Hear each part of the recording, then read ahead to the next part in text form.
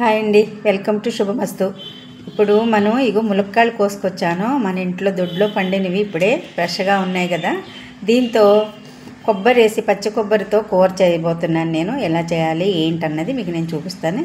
దీన్ని ఫస్ట్ కడిగేసి చిన్న చిన్న ముక్కల కింద కోసి అప్పుడు మళ్ళీ మీరు చూద్దురు కానీ.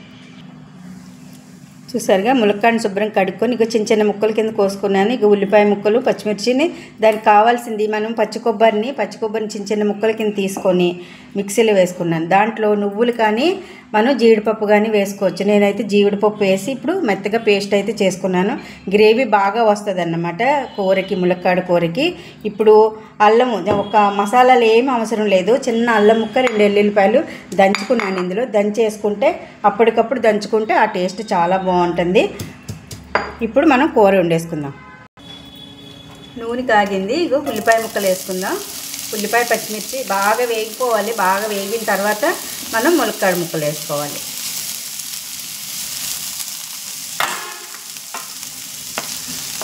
ఫస్ట్ అయితే ఇది మంచిగా వేయించేసుకుందాం. ఉల్లిపాయ వేగేటప్పుడు కొంచెం సాల్ట్, పసుపు వేసుకుందాం. బాగా వేగుతాయి అన్నమాట, ఎర్రగా వేగుతాయి.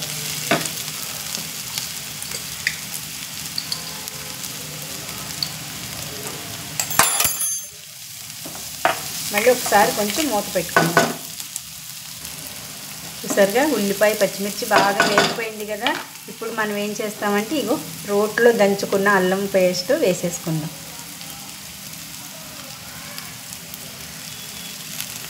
అప్పటికప్పుడు దంచితే చాలా బాగుంటుంది అసలు.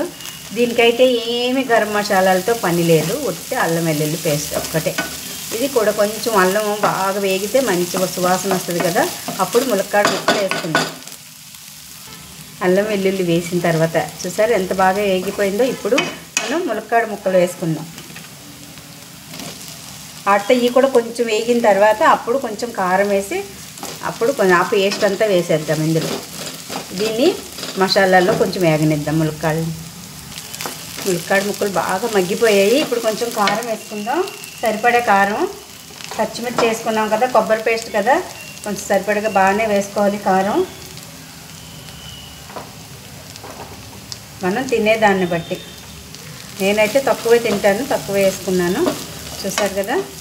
ఇంకా కొంచెం మూత పెట్టి ఉంచి అప్పుడు కారం పట్టింది కదా, అప్పుడు మళ్ళీ నీళ్ళు వేస్తారు.